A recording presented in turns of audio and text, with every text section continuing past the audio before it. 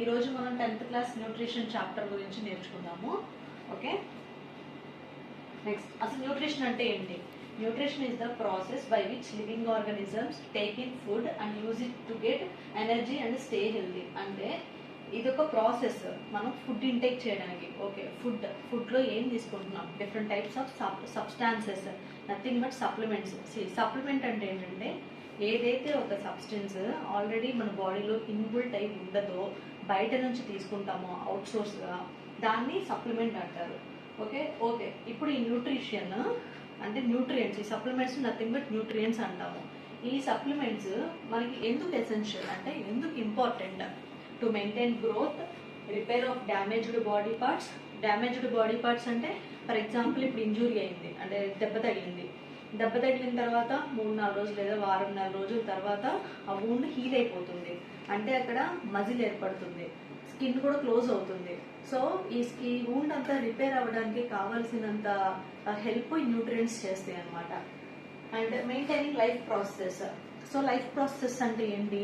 ఈ nothing but ఈ respiration, శ్వాస తీసుకోవడం, డైజెషన్, ఎక్స్క్రీషన్, ఇవన్నీ మెయింటెనెన్స్ ఆఫ్ లైఫ్ ప్రాసెస్ కింద వస్తాయి అనమాట. సో ఈ గ్రోత్ కోసము, repair of damaged body parts కోసము, మెయింటైనింగ్ లైఫ్ ప్రాసెస్ కోసము ఈ న్యూట్రియంట్స్ అనేవి ఉపయోగపడతాయి. ఓకే, న్యూట్రియంట్స్ ఆ సబ్స్టాన్సెస్ ఏంటివి అసలు? ఆ substances are nothing but carbohydrates, proteins, fats, minerals etcetera. Okay, ఇప్పుడు కార్బోహైడ్రేట్స్ అంటే ఏంటి? ఇన్ జనరల్ రెగ్యులర్గా మనం తీసుకునే రైస్ లేదా పొటాటోలో ఉండే స్టార్చ్, ఇవన్నీ ఉంటాయి కదా, వాటిని కార్బోహైడ్రేట్స్ అంటారు. అండ్ ఈ కార్బోహైడ్రేట్స్, విటమిన్స్, ఇప్పుడు ఫర్ ఎగ్జాంపుల్ విటమిన్స్ అంటే ఇప్పుడు క్యారెట్ తింటున్నాము, క్యారెట్ నుంచి మనకి విటమిన్ ఏ, అది కంటికి ఉపయోగపడుతుంది.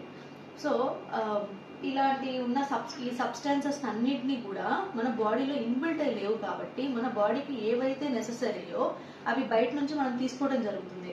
వాటిని న్యూట్రియంట్స్ అంటాము. ఓకే, ఇప్పుడు కనెక్షన్ ఏంటి అసలు న్యూట్రిషన్కి మన maintenance of life process connection ఏంటి? Maintenance of functions in the body such as, ఇందాక చెప్పాను కదా, లైఫ్ ప్రాసెస్ రెగ్యులర్గా మన బాడీలో జరిగే functions like respiration, excretion, reproduction, digestion, ఇవన్నీ ప్రాసెసెస్ కోసం అని చెప్పి మెయింటెనెన్స్ చేయడం కోసం న్యూట్రియంట్స్ చాలా చాలా హెల్ప్ఫుల్ అవుతాయి. ఓకే, నెక్స్ట్ ఇప్పుడు న్యూట్రిషన్లో టైప్స్ ఉంటాయి. ఏంటవి? టైప్స్ ఆఫ్ న్యూట్రిషన్ వచ్చేసి autotrophic and heterotrophic mode of nutrition. Okay, auto అంటే సైన్స్లో ఇప్పుడు రెగ్యులర్గా మనం యూజ్ చేసే టర్మ్స్కి కూడా సైన్స్లో పర్టికులర్ టర్మినాలజీ ఉంటుంది. ఫర్ ఎగ్జాంపుల్ ప్రిపరేషన్, సింథసిస్ అంటాము. ఓకే, లైట్, ఫోటో అంటాము. సన్, సోలార్ అంటాము. అలాగే ఆటో అంటే ఓన్, సెల్ఫ్ అంటే మనంతట మనము. ట్రోఫిక్ అంటే న్యూట్రిషన్ అంటే ఆర్గానిజమ్స్ వాటంతట అవి న్యూట్రిషన్ని ప్రిపేర్ చేసుకుంటాయో ఆ ఆర్గానిజమ్స్ ని ఆటోట్రోఫ్స్ అంటారు. ఆ మోడ్ ఆఫ్ న్యూట్రిషన్ ని ఆటోట్రోఫిక్ మోడ్ ఆఫ్ న్యూట్రిషన్ అంటారు. ఓకే, ఇప్పుడు ఈ ఆటోట్రోఫ్స్ మళ్ళీ 2 రకాలు: photo autotrophs, chemo autotrophs. Photo autotrophs అంటే ఇందాక నేను చెప్పాను కదా, లైట్. కీమో అంటే nothing but chemical energy are chemical substance. అంటే ఈ ఆటోట్రోఫ్స్ వాస్తవానికి వాటంతట అవే ఫుడ్ ని ప్రిపేర్ చేసుకుంటే, బట్ వాటికి ఒక సోర్స్ అనేది ఉండాలి ప్రిపేర్ చేసుకోవడానికి. ఆ సోర్స్ ని బట్టి మనం ఈ ఆటోట్రోఫిక్ న్యూట్రిషన్ ని 2 రకాలుగా డివైడ్ చేసాము: photo autotrophs and chemo autotrophs.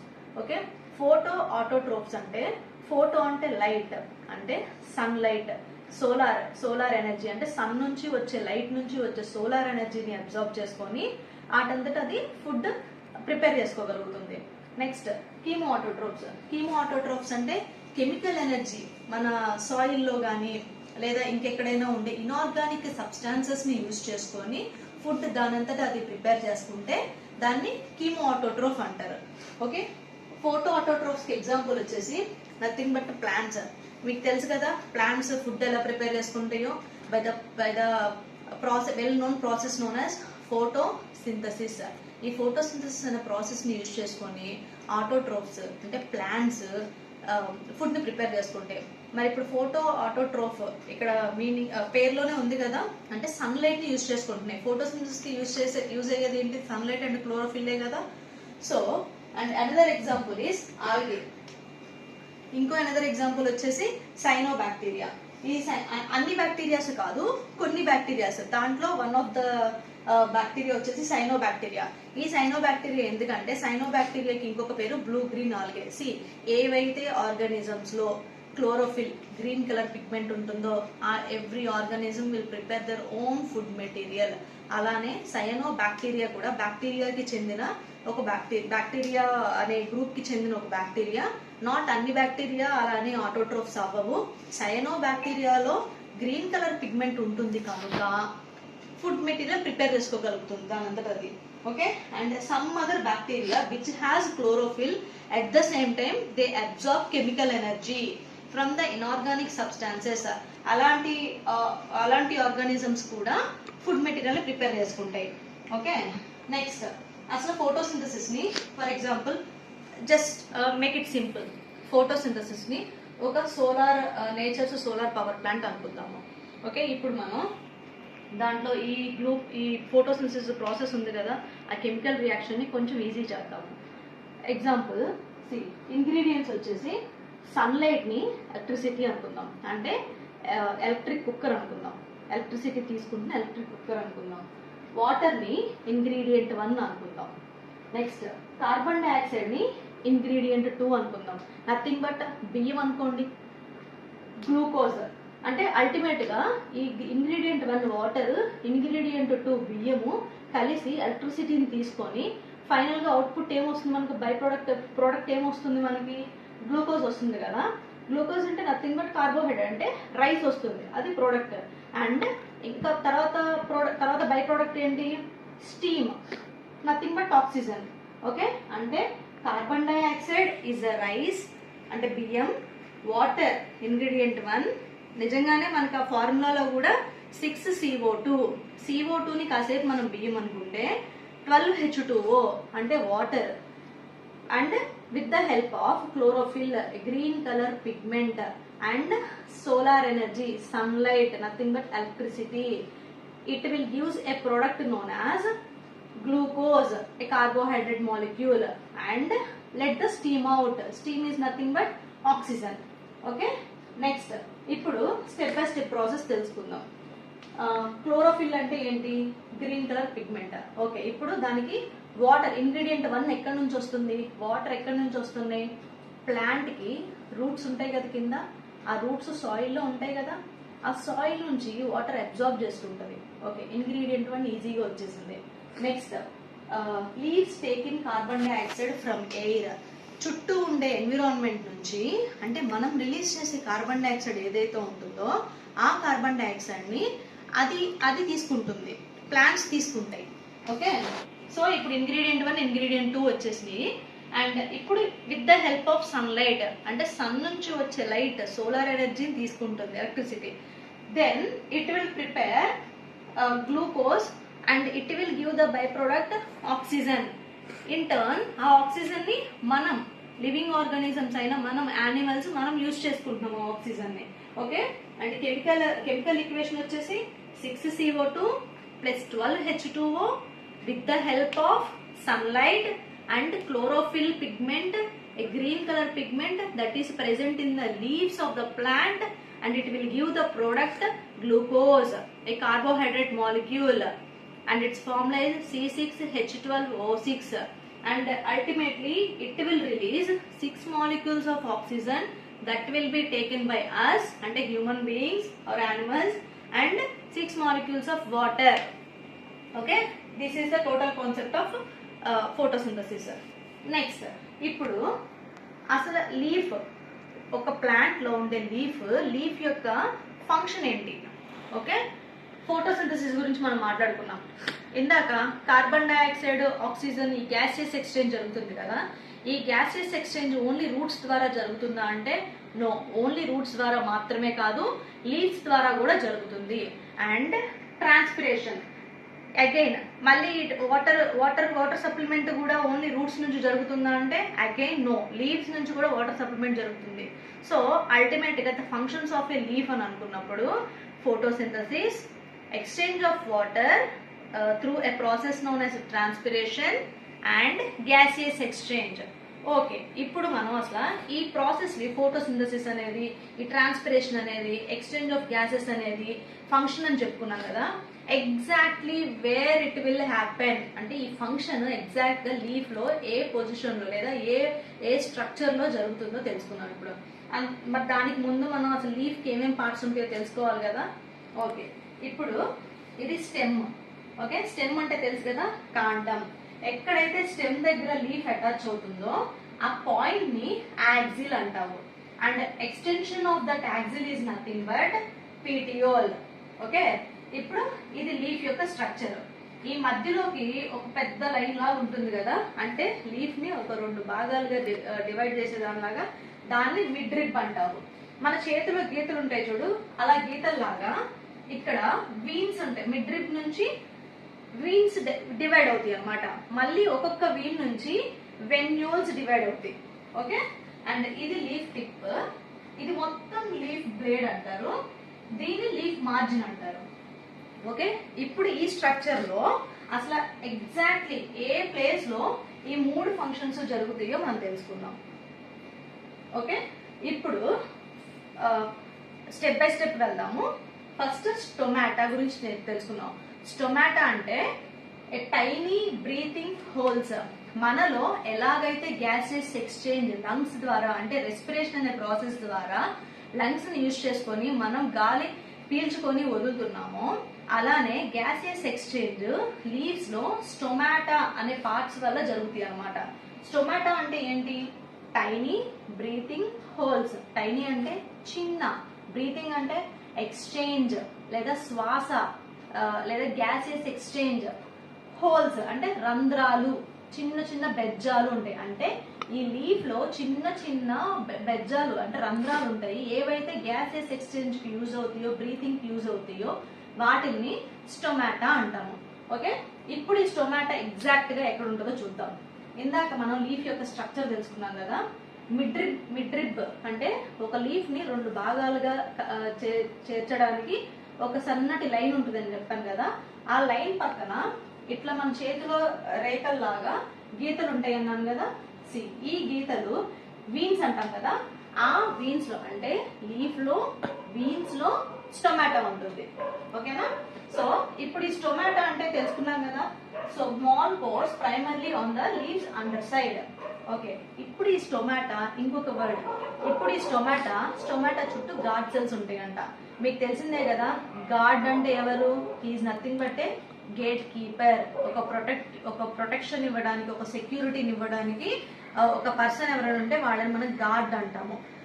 Similarly ఇక్కడ కూడా ఈ స్టొమాటాని ప్రొటెక్ట్ చేస్తూ గార్డ్ సెల్స్ ఉంటాయి.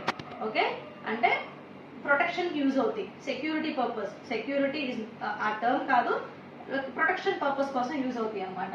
ఓకే, ఇప్పుడు ఈ స్టొమాటో యొక్క ఫంక్షన్ ఏంటి? Exchange of gases, nothing but allows carbon dioxide in for photosynthesis and release of oxygen and water vapour. Okay, ఇప్పుడు where exactly the stomata present అని తెలుసుకున్నాం కదా. ఇప్పుడు స్టొమాటోలో గార్డ్ సెల్స్ ఎక్కడ ఉంటాయి?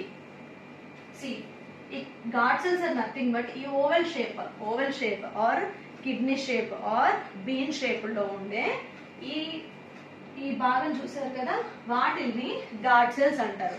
ఈ గార్డ్ సెల్స్ ఎందుకు ఉపయోగపడతాయి అంటే, ఇప్పుడు ప్లాంట్ కి వాటర్ కావాల్సి వచ్చినప్పుడు, కానీ డ్రాట్ కండిషన్స్ అంటే డ్రై కండిషన్స్ లో గనక, అంటే బాగా ఎండాకాలంలో గనక ఒక ప్లాంట్ ఉంది, నీరు సప్లిమెంట్ లేని పొజిషన్ లో ఉన్నప్పుడు ఏమవుతుందంటే ఆల్రెడీ ఉన్న వాటర్ ని ప్రొటెక్ట్ చేసుకోవడం కోసం గార్డ్ సెల్స్ అనేవి ముడుచుకుపోతాయి. ఓకే, అప్పుడు ఇగో ఇలా ముడుచుకుపోతాయి. సో మధ్యలో ఈ హోల్ మీకు కనిపించదు. ఇలా ముడుచుకుపోవటం వల్ల guard cells will close the stomata. In case water supplement బాగా ఉన్నప్పుడు guard cells will open the stomata. Okay, ఇవి గార్డ్ సెల్స్ అయితే ఇప్పుడు వాట్ ఎగ్జాక్ట్లీ ప్రెసెంట్ అండ్ ఏ పార్ట్స్ మనకి, ఏ సెల్ ఆర్గనల్స్ లేకపోతే ఏ పార్ట్స్ ఈ గార్డ్ సెల్స్ లో ఉంటాయో మనం తెలుసుకుందాం. ఇప్పుడు ఈ గార్డ్ సెల్స్ లో క్లోరోప్లాస్ట్ ఉంది. ఓకేనా? క్లోరోప్లాస్ట్ అంటే ఏంటి? సెల్ ఆర్గనెల్లే. ఓకే, ఇప్పుడు ఎగ్జాక్ట్ గా లీఫ్ లో మిడ్ రిబ్ ఉంటుంది. మిడ్ రిబ్ అటుపక్క ఇటుపక్క వీన్స్ ఉంటాయి. వీన్స్ లో స్టొమాటా ఉంటుంది. స్టొమాటాలో గాడ్ సెల్స్ ఉంటాయి. గాడ్ సెల్స్ లో క్లోరోప్లాస్ట్ ఉంటుంది. ఓకే, పాయింట్ బై పాయింట్ వద్దాం. చివరికి అసలు ఎక్కడ ఫోటోసింథసిస్ జరుగుతుందని చెప్పి వివరంగా తెలుసుకుందాం. నెక్స్ట్, ఇప్పుడు గాడ్ సెల్స్ నేను చెప్పినట్టుగా gate keeper cell protect the stomata during the drought conditions. ఎప్పుడైతే వాటర్ బయటకు వెళ్ళాలా, ఎప్పుడైతే వాటర్ ఇన్సైడ్ ఉన్నాయి, మనం రెసిస్ట్ అవ్వగలం అన్నప్పుడు ఈ స్టొమాటా క్లోజింగ్ అండ్ ఓపెనింగ్ కి, గ్యాసెస్ ఎక్స్చేంజ్ కి గాడ్ సెల్స్ బాగా ఉపయోగపడతాయి. Regulate stomata openings and open to allow gas exchange, close to conserve water అంటే వాటర్ ని కన్జర్వ్ అంటే దాచుకోవడానికి కూడా యూజ్ అవుతుంది.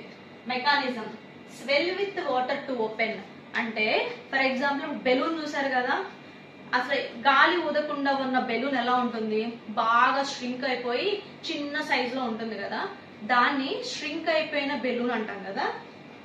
అలానే వాటర్ లేకుండా ఉన్న లీఫ్ లో స్టొమాటా కూడా మొత్తం గాడ్ సెల్స్ అన్ని క్లోజ్ అయిపోయి స్టొమాటా క్లోజ్ అయిపోయి ష్రింక్ అయిపోయింది. ఇలా ష్రింక్ అయిపోయింది. ఇన్ కేస్ వాటర్ కన్జర్వేషన్ ఉన్నప్పుడు అంటే వాటర్ బల్క్ లో ఉన్నప్పుడు stomata will open like this.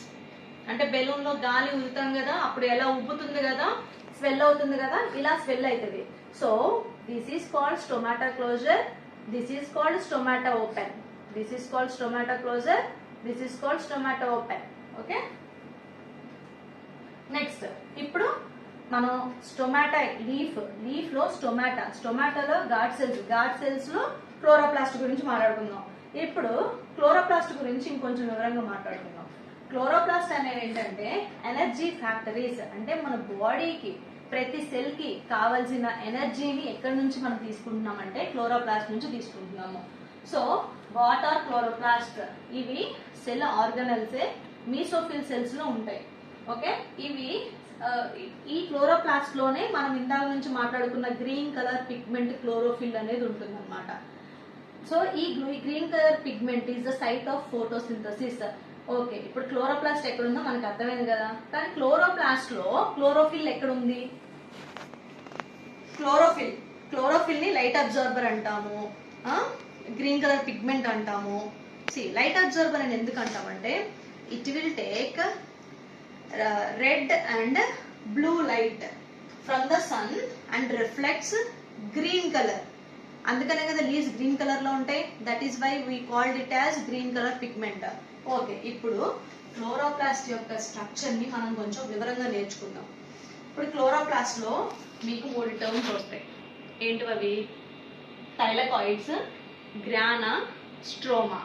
ఇవి వివరంగా మాట్లాడుకుందాం.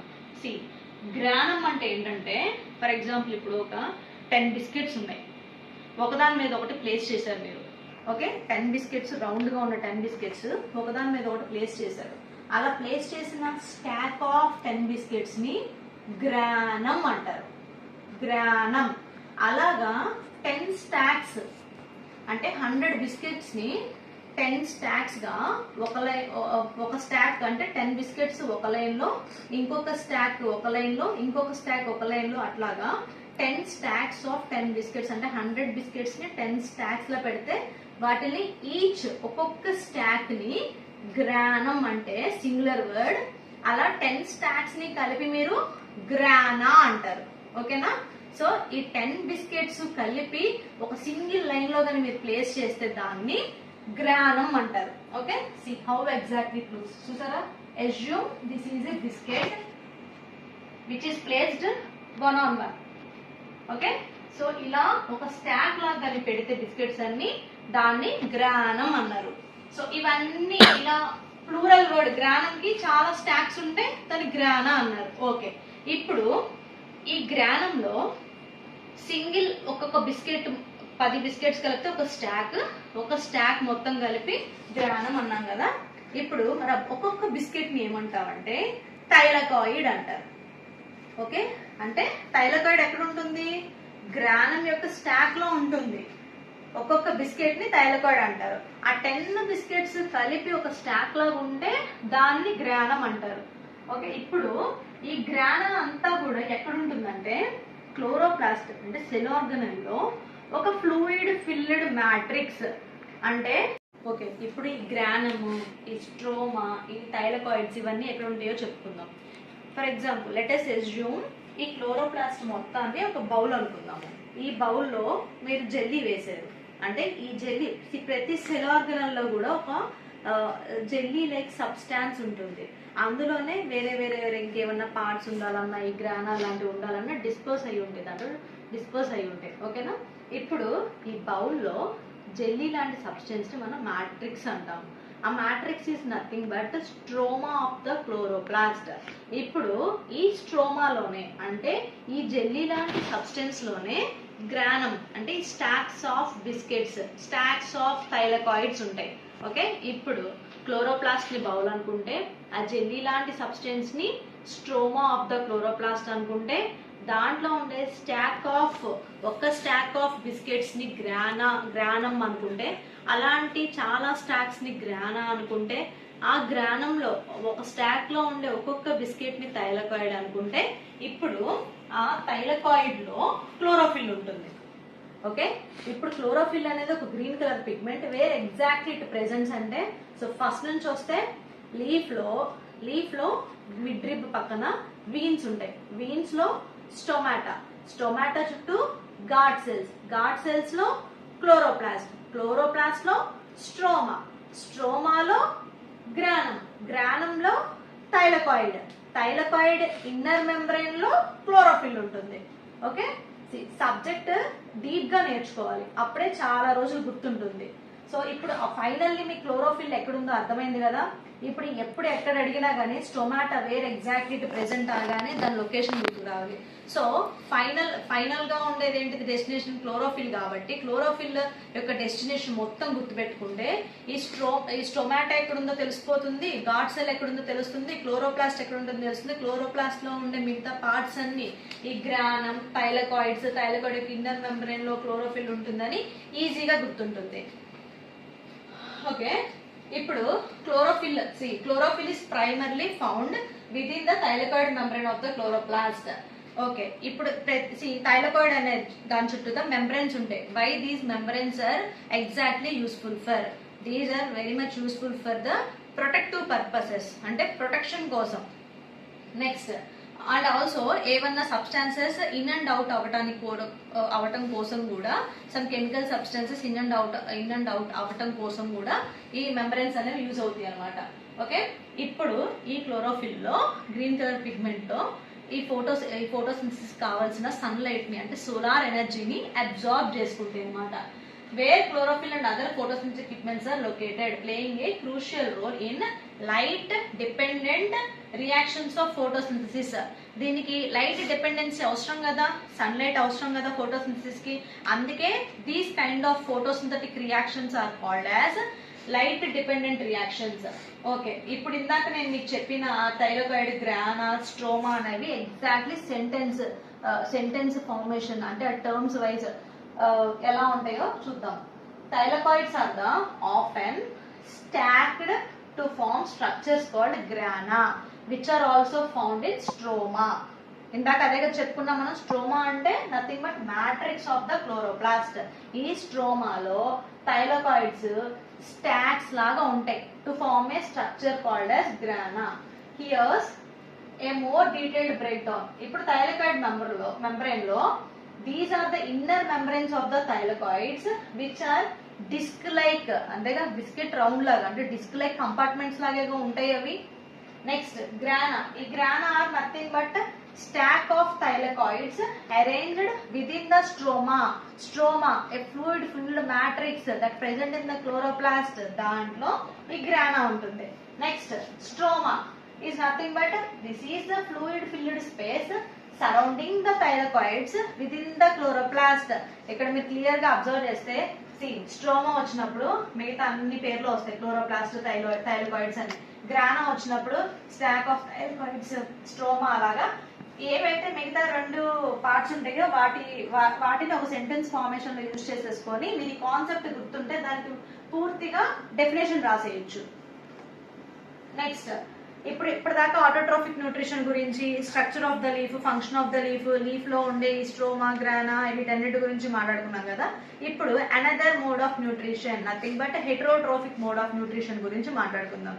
ఎలాగైతే ఆటో అంటే ఓన్, ట్రోఫిక్ అంటే న్యూట్రిషన్, అంటే the organism that prepare their own food material ని ఆటోట్రోఫిక్ ఆర్గానిజమ్స్ అంటాము. హెటిరో అంటే other, trophic means nutrition, the organism which depends on other organisms for their food material in order to get the energy source, దానిని heterotrophic nutrition అంటారు. See, hetero means other, trophic means nutrition. Okay, so heterotrophic nutrition means getting food from other living things. Organisms that allow this mode of nutrition cannot make their own food. సో ఇలాంటి organisms వాటి అంతటా అవి food material prepare చేసుకోలేవు. Example మనం మన food material మనం prepare చేసుకోగలమా? అదర్ ఆర్గానిజమ్స్ లైక్ ఈ ప్లాంట్స్ వాటి మీద మనం డిపెండ్ అవుతాము. So they depend on plants or other animals for energy and nutrients. Okay, examples human, animals, fungi and some kind of bacteria. ఇందాక నేను చెప్పినట్టు cyanobacteria, blue green bacteria, because a green colour pigment is present in the cyanobacteria. Green colour pigment chlorophyll, so దానికి photosynthesis జరుగుతుంది కాబట్టి cyanobacteria autotrophic nutrition perform చేస్తుంది. దాంట్లో green colour pigment ఉంది కదా అని మిగతా అన్ని బ్యాక్టీరియాలో ఉంటుందని కాదు. So most of the bacteria do not have that green colour pigment. Okay, why can't heterotrophs make their own food? So heterotrophs అసలు ఎందుకు ఫుడ్ మెటీరియల్ ప్రిపేర్ చేసుకోలేవు? Because they lack chlorophyll. క్లోరోఫిల్లే కదా మేజర్ సోర్స్ ఫోటోసింథసిస్ జరగడానికి. మరి ఇప్పుడు animals లో, many బ్యాక్టీరియాలో, ఫంగైలో వాటిల్లో ఇది క్లోరోఫిల్ అనేది ఆబ్సెన్స్ అయినప్పుడు ఫోటోసింథసిస్ ఏ మోటివ్ తో జరుగుతుంది? ఎక్కడ జరుగుతుంది?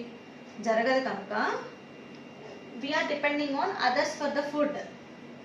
Chlorophyll is needed to perform photosynthesis, the process of making food using sunlight. ఇదంతా ఇందాక మనం మాట్లాడుకున్నదే కదా. Since heterotrophs do not have chlorophyll to perform the photosynthesis, we are not able to prepare the food material for the energy source. Okay, ఇప్పుడు ఇందాక ఎలాగైతే autotrophs two kinds ఉంటాయి అనుకున్నాము, photo autotrophs, chemo autotrophs అని, అలానే హెటరోట్రోఫ్స్ కూడా 3 kinds ఉంటాయి అన్నమాట. ఫస్ట్ది హోలోజాయిక్, ఎవరో కాదు మనమే. మనం ఫుడ్ మెటీరియల్ ఎలా తీసుకుంటాము? Either in the form of solid food material or juices రూపంలో, అంటే లిక్విడ్స్ రూపంలో తీసుకుంటున్నాం కదా. అలాంటి కైండ్ ఆఫ్ ఫుడ్ సోర్స్ ని కనుక తీసుకుంటే మనం వాళ్ళని holozoic mode of nutrition organisms అంటారనమాట. నథింగ్ బట్ మనమే. ఓకే, నెక్స్ట్ సాప్రోఫైటిక్ న్యూట్రిషన్ అంటే the organisms which depends on dead or decaying material for the nutrition. అంటే ఫర్ ఎగ్జాంపుల్ ఇప్పుడు ఏదో ఒక కుక్క ఏదో చచ్చిపోయి పడిపోయింది, అది డెడ్, చనిపోయింది, డీకేయింగ్ అంటే కుళ్ళిపోతుంది. అలాంటి దాని మీద చాలా పురుగు, పుట్ర, ఏవో పాములు అన్ని ఉంటాయి కదా. అవి ఏం చేస్తాయి? దాన్ని బాగా కుళ్ళిపోయేసరికి ఫస్ట్ కుళ్ళిపోతుంది. కుళ్ళిపోయిన తర్వాత ఆ ఆర్గానిజం మొత్తాన్ని ఇంకా అసలు లేకుండా చేస్తుంది. అంటే అదే దానికి ఫుడ్ సోర్స్. అలాంటి ఆర్గానిజమ్స్ యాక్చువల్లీ వేరే వాటి మీద డిపెండ్ అవుతుంది కదా. ఈ డిపెండ్ అయ్యే ఆర్గానిజం ఏంటిది? ఈ పురుగులో ఏవో. కానీ ఏ ఆర్గానిజం మీద డిపెండ్ అయింది? అది డెడ్ అండ్ డీకేయింగ్ మెటీరియల్ కదా. సో అలాంటి మోడ్ ఆఫ్ న్యూట్రిషన్ ని సాప్రోఫైటిక్ మోడ్ ఆఫ్ న్యూట్రిషన్ అంటారు. ఇవి యాక్చువల్లీ ఎన్విరాన్మెంట్ క్లీనర్స్ అంటారు. ఎందుకంటే ఇప్పుడు ఒక డెడ్ బాడీ అక్కడ పడిపోయి ఉంది కదా, ఇప్పుడు స్టార్ట్ చేసి తింటాం, 1 నెల 2 నెలల తర్వాత కల్లా అసలు అక్కడ డెడ్ బాడీ ఆనవాళ్ళు కూడా కనిపించవు. అలా మొత్తం తినేసి అక్కడ ఎట్లాంటి ఫంగస్ కానీ ఇంకోటి ఏ బ్యాక్టీరియా గ్రో అవ్వకుండా ఎన్విరాన్మెంటల్ ని నీట్ గా క్లీన్ చేస్తుంది. So they are also known as environment cleaners. This kind of nutrition is called saprophytic mode of nutrition. Example, fungi, bread molds, mushrooms, etc. And another kind of nutrition is known as parasitic mode of nutrition. Parasite అంటే ఏదైతే organism ఇంకో organism మీద పడి బతికేస్తుందో, అంటే food కోసం, either food are shelter, దాన్ని parasite అంటారు. ఇక్కడ మనం న్యూట్రిషన్ గురించి మాట్లాడుకుంటున్నాం కాబట్టి ఫుడ్ కోసం అదర్ ఆర్గానిజం మీద డిపెండ్ అయితే దాన్ని పారాసైటిక్ మోడ్ ఆఫ్ న్యూట్రిషన్ అంటారు. సి ఇక్కడ సాప్రోఫైటిక్ కి పారాసైటిక్ కి డిఫరెన్స్ ఏంటంటే సాప్రోఫైటిక్ మోడ్ ఆఫ్ న్యూట్రిషన్ లో ఒక ఆర్గానిజం ఇంకో ఆర్గానిజం అంటే డెడ్ ఆర్గానిజం మీద డిపెండ్ అవుతుంది. కానీ పారాసైటిక్ న్యూట్రిషన్ లో ఒక ఆర్గానిజము అలైవ్ గా ఉన్న ఆర్గానిజం మీద డిపెండ్ అవుతుంది. ఎగ్జాంపుల్ పేలు, లైస్, ఓకే, లీచెస్. ఇవేం చేస్తాయి, మన బ్లడ్ లో మన బాడీలో ఉన్న బ్లడ్ ని సక్ చేస్తాయి. దీనివల్ల ఏదైతే సక్ చేస్తున్న ఆర్గానిజం లైస్ ఆర్ లీచ్ ఉందో అది బెనిఫిట్ అవుతుంది, దానికి న్యూట్రిషన్ వస్తుంది మన బాడీ నుంచి. కానీ మనం ఏమవుతున్నాము, మనం we are not benefited from the organisms. Okay, so indirect గా మనం ఎఫెక్ట్ అవుతున్నాము, అది బెనిఫిట్ అవుతుంది. ఆ organism lice or leech benefit అవుతుంది. అలాంటి కైండ్ ఆఫ్ ఆర్గానిజమ్స్ ని పారాసైట్స్ అంటారు. ఆ మోడ్ ఆఫ్ న్యూట్రిషన్ ని పారాసైటిక్ మోడ్ ఆఫ్ న్యూట్రిషన్ అంటారు. Okay, example leech, tapeworm, cuscuta. అంటే ప్లాంట్స్ లో కస్కుటా అనేది ఒక ఎగ్జాంపుల్. నెక్స్ట్ ఇందాక నేను చెప్పినవి టాబ్లర్ ఫామ్ లో ఉన్నాయి. నెక్స్ట్ ఇప్పుడు ఈ హెటరోట్రోఫిక్ మోడ్ ఆఫ్ న్యూట్రిషన్ వల్ల యూజ్ ఏంటి, keeps the food chain going. ఎలా, ఫుడ్ చైన్ అంటే ఏంటి, ఫుడ్ చైన్ ఎలా గ్రో అవడానికి యూజ్ అవుతుంది అంటే, ఫర్ ఎగ్జాంపుల్ ప్లాంట్ ఆటోట్రోఫ్ దాని ఫుడ్ మెటీరియల్ ప్రిపేర్ చేసుకుంది, గ్రో అవుతుంది. ప్లాంట్ ని ఒక మేక వచ్చి తిన్న తర్వాత దానిని ఇంటర్న్ మనం తింటున్నాము, రైట్? లేదా ప్లాంట్ లో ఉన్న ఫ్లవర్ లో ఉన్న నెక్టార్ ఉంటుంది కదా, నెక్టార్ ని ఒక బీనో ఏదో వచ్చి తింటుంది. అది సక్ చేసిన తర్వాత దాన్ని ఒక ఆర్గానిజం తింటుంది. అల్టిమేట్ గా దాన్ని ఏ గోటో మేకనో ఏదో తింటాయి అన్నమాట, షీప్ గోటో తింటాయి. వాటిల్ని మనం తింటున్నాము. సో ఇదంతా ఒక చైన్ లింక్ అన్నమాట. ఇలా ఒకళ్ళ నుంచి ఒకళ్ళకి ఎనర్జీ సోర్స్ అనేది సప్లై అవుతూ ఉంది. సో ఇలా లింక్ అయి ఉన్న దాన్ని నథింగ్ బట్ ఫుడ్ చైన్ అంటాము. సో ఇప్పుడు ఈ హెటరోట్రోఫిక్ మోడ్ ఆఫ్ న్యూట్రిషన్ లో అల్టిమేట్ గా మనం హెటరోట్రోఫ్స్ కాబట్టి మనం వేరే ఆర్గానిజమ్స్, ఈ చైన్ లింక్ లో ఉన్న అన్ని ఆర్గానిజమ్స్ మీద ఇండైరెక్ట్ గా డిపెండ్ అవుతున్నాం కాబట్టి దీన్ని ఫుడ్ చైన్ అంటాము, మనల్ని హెటరోట్రోఫ్స్ అంటాము. Next decomposers. ఇందాక చెప్పుకున్నాం కదా, డెడ్ అండ్ డీకేయింగ్ మెటీరియల్. ఈ డికంపోజ్ ఎవరైతే ఆర్గానిజమ్స్ డికంపోజ్ చేస్తున్నాయో అవి కూడా యూస్ఫుల్లే కదా, అవి కూడా హెటరోట్రోఫ్సే కదా. సో వాటిని డికంపోజర్స్ అంటారు. ఇవి రీసైకిల్ చేస్తుంది న్యూట్రియంట్స్ ని. These decomposers helps to recycle the nutrients in the nature. ఎట్లా అంటే ఇప్పుడు ఈ ఆర్గానిజమ్స్ ఆ dead and decaying material organism మీద ఉండి న్యూట్రియంట్స్ తీసుకుంటున్నాయి. అల్టిమేట్ గా అవి సాయిల్ లోనే కలిసిపోతాయి. అంటే వాటిలో న్యూట్రియంట్స్ ఉంటాయి, ఆర్గానిజమ్స్ లో కూడా న్యూట్రియంట్స్ ఉంటాయి. అవి సాయిల్ లో కలిసిపోవడం వల్ల సాయిల్ నుంచి న్యూట్రియంట్స్ డైరెక్ట్ గా ప్లాంట్స్ కి వస్తున్నాయి. ప్లాంట్ ని ఇందాక చెప్పినట్టు ప్లాంట్ ఎవరు తింటున్నారు, ఏ షీప్ ఆర్ గోట్ తింటుంది, దాన్ని మనం తింటున్నాం. సో ఇలా న్యూట్రియంట్స్ రీసైకిల్ అవుతున్నాయి కదా. Next parasites. డెఫినెట్ గా ఇవైతే they will effect the population. Okay, a quick recap. Heterotrophs cannot make their own food material. కరెక్టే కదా, because they depend on other organisms for energy. There are 3 types of heterotrophic mode of nutrition, nothing but holozoic, saprophytic and parasitic. Examples వచ్చేసి leech, fungi and humans. Next, ఇప్పుడు మీకు ఈ content బాగా అర్థమైతే test yourself. What is the difference between autotrophs and heterotrophs? చాలా simple. Autotrophs అంటే which will prepare their own food material are called autotrophs. Which may not prepare their own food material but depends on others for the food material are called heterotrophs. Examples చూసుకోండి. Name one of the saprophytic and one parasitic organism. So saprophytic ముందు slide కి వెళ్తే మీకు తెలుస్తుంది. saprophytic example ఏంటి, fungi. parasitic example leech or lice. Next, why can't animals make their own food? Because chlorophyll is not present in those animals, nothing but heterotrophs. Okay, I hope subject అందరికి అర్థమైంది అనుకుంటున్నాను. Thank you.